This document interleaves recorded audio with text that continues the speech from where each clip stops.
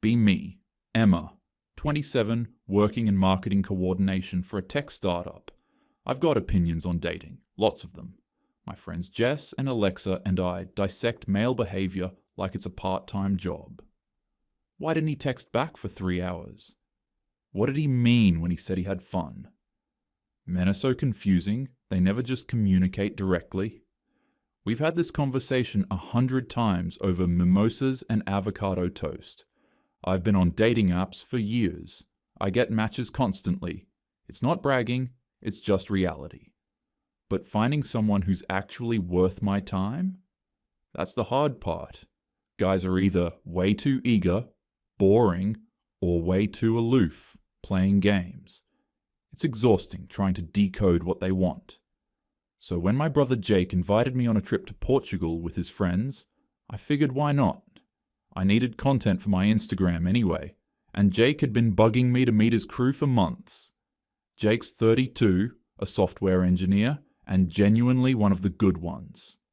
Stable job, his own place, funny in a dad joke kind of way. He's been single for over 2 years, which I always found weird because he's a catch. But he'd mention dating struggles here and there, and I'd give him advice. Be more mysterious. Don't text back right away. Women like a chase. Standard stuff. His friends were a mixed bag. Marcus was 30, an accountant, average height, but fit and well-dressed, with a naturally charming personality. Dev was 29, a graphic designer, tall, artistic, introverted, but funny once he warmed up. And then there was Kyle, 28, in sales. He was maybe 5 feet 7 inches, balding a bit, but he made good money and honestly seemed like he tried the hardest of all of them. We landed in Lisbon on a Thursday afternoon. The energy was immediate. Cobblestone streets, pastel buildings, that European ease in the air. The guys were pumped. On the ride from the airport, Kyle joked about finally meeting Portuguese women and how he'd heard European women were more direct than American ones. I teased them. You guys need a game plan or something? Marcus grinned. Nah, we're just going to be ourselves. Kyle muttered, yeah, that's been working great so far. I laughed, but he didn't. Our first stop was a beach club in Cascais, music thumping, drinks flowing, beautiful people everywhere. Within 30 minutes of arriving, I got approached twice. One guy offered to buy me a drink. Another asked me to dance. Both were decent looking, respectful. I politely declined both. Not really my type, and I wasn't in the mood. I noticed the guys trying to approach groups of women near the bar. Marcus talked to some British girls, smiling, leaning in, asking questions. They were polite, but closed off, giving one-word answers before turning back to each other. Dev tried chatting with a solo woman by the bar. The conversation seemed to go okay for 5 minutes. Then she said, "Nice meeting you," and walked away, mid-conversation. Kyle didn't even attempt anything. He just stood there with his drink, watching. Jake managed to dance with a girl for one song. Afterward, he asked for her Instagram. She gave it to him, smiled, and that was that. He messaged her that night with something light-hearted. She never responded. At dinner that evening in the Alfama district, outdoor seating, wine, twinkling lights overhead, the guys debriefed. Marcus looked genuinely confused. I don't get it. I thought the conversation was good. Dev shook his head. She literally just walked away while I was mid-sentence. Kyle stayed quiet, swirling his wine. I jumped in, trying to help. Maybe you guys are coming on too strong? Women like a little mystery. You have to make them chase a bit. Jake gave me a look, but didn't say anything. I pivoted to my own frustrations. Trust me, dating sucks for everyone. I've got guys who breadcrumb me, guys who ghost after 3 dates, guys who say they want something serious and then disappear.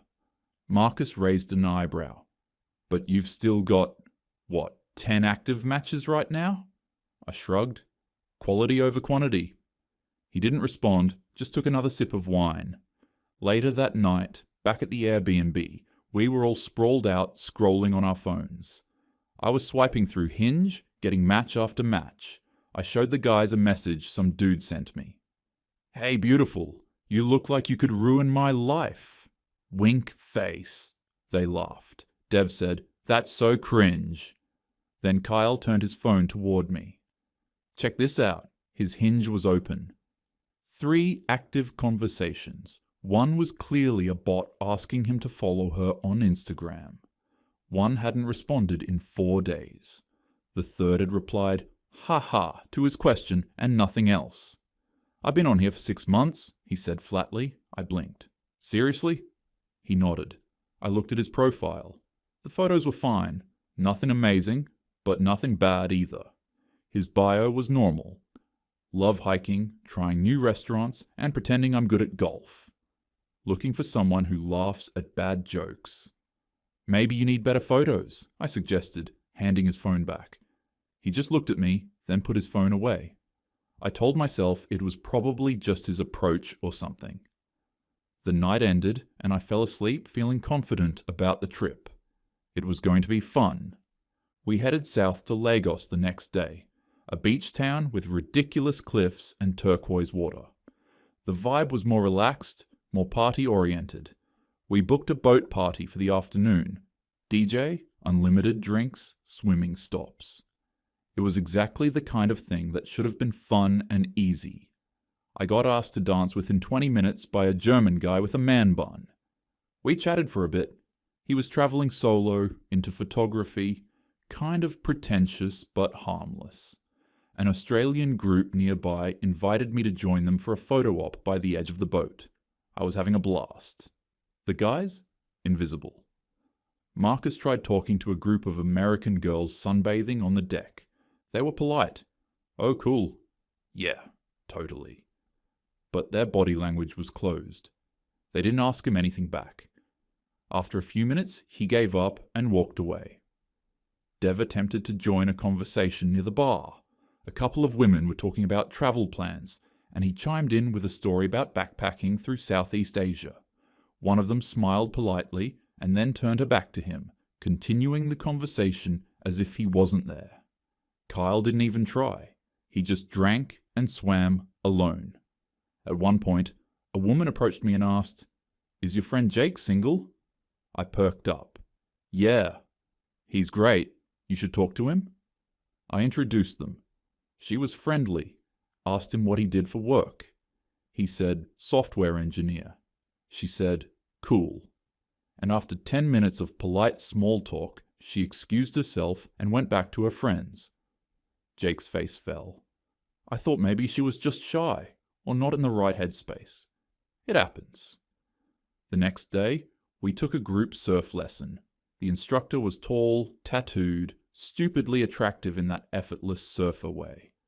He flirted with me casually, nothing overt, just eye contact and teasing comments. I was flattered, but not interested. I noticed he didn't really talk to the guys beyond basic instruction. Kyle tried joking around with 2 women in the lesson, something about how he was definitely going to wipe out first. They giggled politely, then moved to a different spot on the beach. Afterward, I pulled Kyle aside. "You're being a little try-hard. Just be natural." He looked at me like I'd just told him the sky was green. That evening, we hit a rooftop bar for sunset. The view was insane. Golden light spilling over terracotta roofs, cocktails in hand. I was taking photos for Instagram when a local guy approached me. Spoke decent English with a Portuguese accent. Asked if he could buy me a drink. I wasn't interested, so I politely declined. He smiled, said no problem, and walked away. 10 minutes later, Marcus approached a woman nearby with the exact same energy. Polite, offering a drink, respectful. She didn't even look at him, just said, "I'm good," without turning her head. Marcus came back to our table, visibly frustrated. What the hell did I do different than that guy who just talked to Emma? Jake, already a few drinks deep, said, "You're not 6 feet 2 inches with a jawline, bro." I jumped in. "That's not fair. Women aren't that shallow." Dev, who'd been quiet most of the night, leaned forward. "Then explain it." Jake took a long sip of his drink. "You want the honest answer? Watch this." He stood up, walked over to a different woman at the bar, similar age to the one who'd approached me earlier, similar look. Used the exact same opener the Portuguese guy had used on me, even mimicked the casual lean. She glanced at him, said, "No thanks," without smiling, and turned away before he'd finished his sentence. Jake came back and sat down. "Same words, same approach, different result." Dev muttered, "We could have told you that would happen." I felt something uncomfortable twist in my stomach, but pushed it away. I opened my mouth and couldn't. I had nothing. So I pivoted. "Dating is hard for everyone." Marcus snorted. "Sure." Later that night, back at the Airbnb, Kyle showed me another app conversation. He'd sent a thoughtful opener referencing something in the woman's bio. Asked her about a book she mentioned. She replied, "LOL." He followed up with another question. She unmatched. I stared at the screen. Maybe she's just busy, or like her ex texted her, or... Marcus cut me off. Or she just didn't think I was hot enough. It's that simple. I felt uncomfortable. I changed the subject and went to bed. But I couldn't stop thinking about it. The patterns were hard to ignore. The guys were being polite, straightforward, making an effort. And they were getting nothing. Meanwhile, I was turning down attention I didn't even ask for. I told myself it wasn't that simple. There had to be more to it. We flew back the following week. I slipped back into routine. Work, brunches with Jess and Alexa, scrolling apps before bed. But the trip kept replaying in my head. That Sunday, Jess, Alexa, and I met for brunch at our usual spot. Mimosas, overpriced eggs, the whole deal. Jess was spiraling because a guy she'd been seeing took 3 hours to reply to her text. "What does that mean?" she asked, staring at her phone like it held the secrets of the universe. Alexa jumped in. "Men play so many games. They never just say what they want." I almost said, "I don't think they do," but I stopped myself. It felt wrong, like I'd be betraying something. Then Alexa mentioned she'd gone on a date earlier that week with a guy who told her on the second date that he was looking for a relationship. "It was way too intense," she said. I ghosted him. I felt a weird pang in my chest, but didn't say anything. A few days later, I invited Jake to a happy hour with some co-workers. I had 2 single friends there, Rachel and Brianna, and I'd hyped Jake up to them beforehand. He's smart, stable, funny. You guys would love him. Jake showed up looking good. Clean cut, jeans and a button down, smelling like actual cologne. He was engaged, asked them questions, shared stories, laughed at their jokes. I thought it went well. Later, Rachel pulled me aside. "He's nice, but I don't know. No spark." "What does that even mean?" I asked. She shrugged. "Like, he's just not exciting, you know?" Brianna was more blunt when I asked her. "He's not really my type. I usually go for taller guys." Jake is 5 feet 10 inches. I felt weirdly defensive, but also... I understood. I'd done the exact same thing a dozen times. A few days later, I went to Jake's apartment. He looked tired. We sat on his couch, and he opened up in a way he never had before. I've been trying for 2 years," he said quietly. "I'm polite. I'm clean. I have a good job. I'm not a creep. I ask women questions. I plan dates. I pay. I follow up. And it's just... nothing. They ghost. They flake. They friend-zone me. I'm exhausted." I wanted to help. "Maybe you're being too nice? Women like confidence." He looked at me, frustrated. "I am confident. I just don't treat women like shit. Apparently, that's the problem." I felt defensive. "That's not true. Women don't..." He pulled out his phone, opened Hinge. 3 matches in 6 months. All 3 had ghosted after a few messages. One of the profiles looked familiar. I squinted. Wait, is that Emily? From my yoga class? He nodded. I knew her. She was constantly complaining about how guys don't want anything serious. My brain short-circuited. That night, I couldn't sleep. I opened my own apps. 47 active matches. I hadn't responded to most of them. I scrolled through, looking at profiles I'd swiped left on earlier that week. One guy. Good photos, stable job, funny bio. 5 feet 9 inches, left. Another, 5 feet 8 inches, teacher, loves dogs. Left. Another, not the most photogenic, but his bio seemed genuine and sweet. Left. I stared at my screen, feeling something uncomfortable settle in my chest. I didn't want to name it. I'd been avoiding Jake's texts for a few days. Not on purpose. I just didn't know what to say. Then he asked me to come over on Saturday. Said he wanted to talk. I showed up expecting, I don't know, an apology? A venting session? Instead, Jake and Kyle were both there, sitting in the living room. Kyle looked like he'd been waiting for this. Sit down, Jake said. Not unkindly, but firm. I sat. Kyle didn't waste time. Emma, you keep saying men are complicated, so explain to me, what do men actually want? I blinked, caught off guard. I don't know. It depends on the guy. Nope, Kyle interrupted. Simple answer. Most men want respect, physical affection, sex, and someone who's pleasant to be around. That's it. 4 things. Now, what do women want? I started listing them off without thinking. Emotional intelligence, good communication, financial stability, ambition, humor, confidence but not arrogance. Someone who plans dates but isn't too eager. Tall. I mean physically compatible, shared values, someone who's good with kids if that's a thing, adventure but also stability. Jake cut me off. You just listed 15 things. We listed 4. I opened my mouth to argue. Because relationships are complex. Kyle leaned forward, his voice sharper now. No. Women make them complex. Men are simple. You just don't like the simple answer. I felt heat rising in my face. That's not fair. Jake pulled his laptop onto the coffee table and opened a browser. Let me show you something. He pulled up a series of articles, studies, data charts. Men get a 1 to 2% match rate on dating apps. Women get 50% or higher. Men send 10 times more messages and get 10 times fewer replies. 14% of men are 6 feet or taller. 80% of women filter for it. I tried to cut in.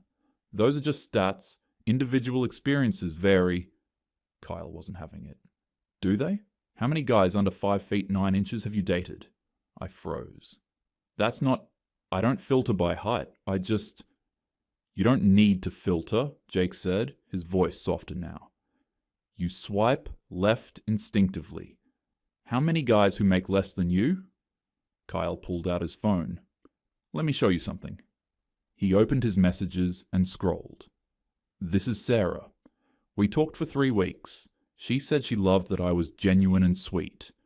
Then she met me in person. He showed me the last message. Sorry, I just didn't feel the chemistry. You're great, though. I asked her to be honest. You know what she said off the record? Kyle's jaw tightened. You're shorter than I expected. He looked at me. I'm the same height as Tom Cruise, but I'm not famous or rich, so I'm just... short. I had no response. I felt cornered, exposed. Jake's tone shifted, gentler now. Remember Tom, the guy from your gym? I frowned. What about him? You called him confusing because he texted you every day and you thought it was weird. It was weird, I said defensively. It was too much. He was being direct, Jake said. He liked you. He was straightforward about it. You called it confusing because you didn't like him back, but you didn't want to admit you were judging him for something shallow. My face flushed. Jake continued, And remember Brian? You said he was playing games because he didn't text you back for 2 days. I remembered Brian. I'd been really into him. He wasn't playing games, Em. He just wasn't that into you. Simple, Kyle added. Men aren't complicated, Emma. You just don't like when we're direct and it's not what you want to hear. And you don't like when we're not direct because it means we're not interested. We can't win. I wanted to argue. I wanted to tear their logic apart. But I couldn't. Then Jake pulled up something else on his laptop. Old dating app profiles. Guys I'd swiped left on years ago. Screenshots he'd saved when I was swiping on his phone once as a joke. He clicked through them. These guys are still out here. Still single. Still trying. One profile. Just looking for something real? Same photos from 2 years ago? Another. Tired of games? Just want honesty. Jake looked at me. You swiped left on them in 3 seconds. I felt nauseous. They were being straightforward, Jake said quietly.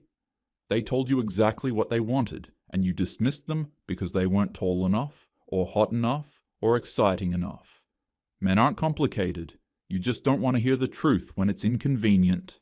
I sat there, speechless. My chest felt tight. I wanted to defend myself, to rationalize, to explain that I wasn't doing anything wrong, that I was allowed to have preferences, but I couldn't find the words. Kyle stood up.